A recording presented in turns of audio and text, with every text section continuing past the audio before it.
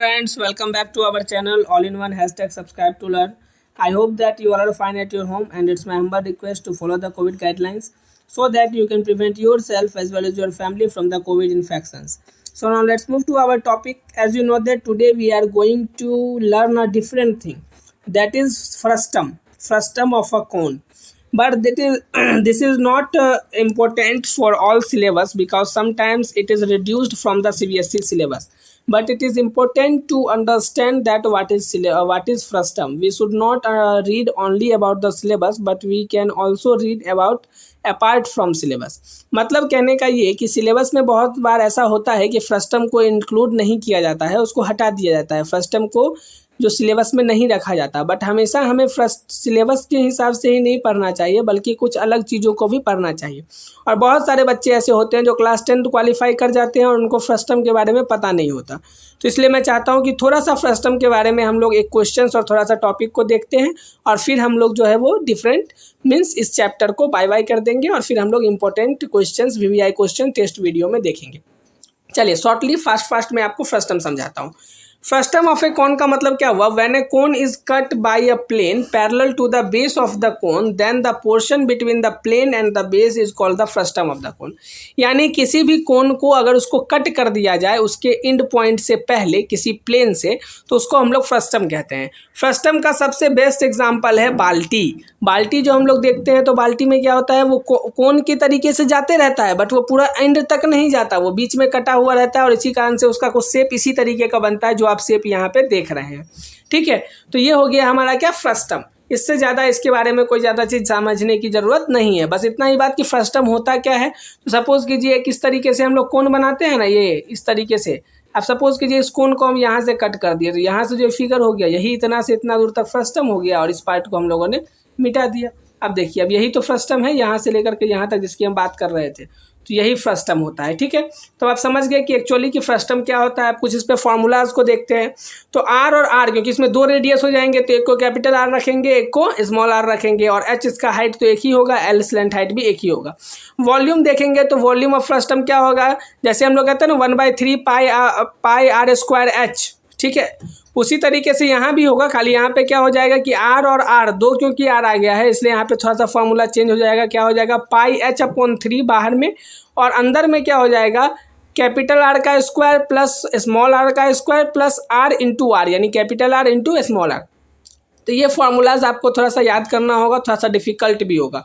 फिर lateral surface area में उसी तरह से फार्मूला क्या हो गया, pi L into are plus R, और जहाँ पे एल का वैल्यू क्या हो जाएगा, तो L square is equal to H square plus R minus R का होल स्क्वायर. ठीक है, टोटल सरफेस एरिया को देखेंगे तो वो क्या हो जाएगा, area of the base plus area of the top plus lateral surface area. इस तीनों को ऐड करना है. कैसे ऐड करेंगे वो देखिए, pi r square plus pi r square, एक जगह कैपिटल आर एक जगह स्मॉल आर, और फिर pi L into are plus R, यानी फाइनली जब हम लोग सारा यहाँ पे कॉमन वगैरह लेने के बाद pi into r square plus l into are plus r square units. ये हमारा क्या हो गया, फार्मूलाज टोटल सरफेस एरिया के लिए. अब इस पर कुछ क्वेश्चंस देखते हैं. अभी फार्मूला देखे होंगे तो आप लोगों को काफ़ी टफ लग रहा होगा, बट थोड़ा सा क्वेश्चंस देखते हैं तो और ज़्यादा इजी लगेगा. Important questions based on a frustum of a cone. देखिए क्वेश्चन क्या कह रहा है, an open metal bucket. An open metal bucket is in the shape of a frustum of a cone of height 21 centimeter with radii of its lower and upper ends as 10 centimeter and 20 centimeter respectively. Find the cost of milk which can completely fill the bucket at Rs 30 rupees per liter. यानी हमें volume का काम है. तो देखिए यहाँ पे क्या हो गया, हम लोगों ने दोनों आर को यहाँ पे मान लिया, दोनों आर है, और इसका जो बेस है वो जो इसका हाइट है वो एच है. तो हम लोग देख लिए कैपिटल आर 20 हुआ, स्मॉल आर 10 हुआ, और जो हाइट है वो 21 सेंटीमीटर हुआ. कैपेसिटी ऑफ बकेट का मतलब हो गया volume of the frustum of the कोन. तो वॉल्यूम निकालने का हम लोगों ने फार्मूला लिखा, और फार्मूला पे हम लोगों ने सारे कुछ को पुट किया. ये सारा कैलकुलेशन आप खुद से करके देख सकते हैं. ठीक है, सारा कैलकुलेशन में एक्सप्लेन करने जाऊँगा तो वीडियो काफ़ी लॉन्ग हो जाएगा, और फिर आप लोग को वीडियो देख के ही पढ़ने का मन नहीं करेगा. तो सारा सारा कैलकुलेशन आप लोग देखेंगे तो फाइनली हमें क्या मिलेगा 15,400 सेंटीमीटर क्यूब, ये हमें मिल गया। अब इसको हम लोग लीटर्स में चेंज करेंगे तो आपको पता होगा सेंटीमीटर क्यूब को लीटर्स में चेंज करने के लिए 1000 से डिवाइड करते हैं, इसलिए वॉल्यूम ऑफ लीटर को जब वॉल्यूम ऑफ मिल्क को जब हम लोग यहाँ पे निकालना चाहे तो वो क्या हुआ 1000 से डिवाइड किया तो क्या मिल गया 15.4 लीटर्स। 15.4 लीटर्स को 30 से मल्टीप्लाई कर दिया तो कॉस्ट निकल गया कितना 462 रुपीज़। तो 462 रुपीज़ हो गया कॉस्ट ऑफ मिल्क।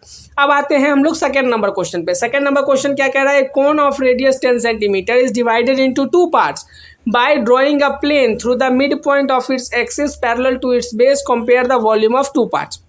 अब यहाँ पे यही बताया, देखिए कोन बना और इस कोन को हम लोगों ने क्या किया, एक प्लेन के द्वारा कट कर दिया। देखिए यहाँ पे एक प्लेन के द्वारा कट कर दिया तो इतना से यहाँ तक क्या हो गया फ्रस्टम और यहाँ क्या हो गया एक कोन। अब इस दोनों का हमको क्या करना है, वॉल्यूम को आपस में कंपेयर करना है। तो सबसे पहले हम लोगों ने जितना बात अभी आपको समझाया ना उतना ही बात को हम लोगों ने यहाँ पे लिखा है। Let O A B the cone and O Q B its axis and let P B the mid point of O Q. O Q का मिड पॉइंट को पी मान लिया। ओ क्यू अगर एच है तो ओ पी क्या हो जाएगा h/2, और क्योंकि क्यू बी 10 सेंटीमीटर है तो अब यहाँ से हम लोग दोनों, क्योंकि ट्रायंगल आपस में पैरेलल होगा तो दोनों पैरेलल ट्रायंगल की हेल्प से हम लोग यहाँ पे क्या निकाल लेंगे, PD का वैल्यू निकाल लेंगे। PD का वैल्यू कितना आ जाएगा 5 सेंटीमीटर। PD कहने का मतलब कौन सा वैल्यू उसको भी देख लेते हैं। PD कहने का मतलब ये स्मॉल रेडियस की बात कर रहे हैं, ये रेडियस हमें निकालना था ना, क्योंकि हमें जो कैपिटल रेडियस है वो तो पता है बड़ा रेडियस, बट हमें छोटा रेडियस नहीं पता था। उसको निकालने के लिए हमने यहाँ पे सिमिलर ट्रायंगल का फॉर्मूला लेकर के उसको निकाला। ठीक है, अब क्योंकि इसको 2 इक्वल पार्ट्स में डिवाइड कर रहा है तो स्मॉलर का क्या नाम है, स्मॉलर हो गया जिसका जो है वो रेडियस 5 सेंटीमीटर और हाइट h/2 हो गया। और सेकंड क्या हो गया, फ्रस्टम ऑफ अ कोन, जिसमें आर हो गया capital R 10 centimetre, small r centimetre 5 centimetre और हाइट हो गया h/2 सेंटीमीटर। अब वॉल्यूम ऑफ द स्मॉलर कोन अगर निकालेंगे उसी फॉर्मूला पे इसको पुट किया तो ये हमें आ रहा है 1/3 into pi into 5 into 5 into h/2।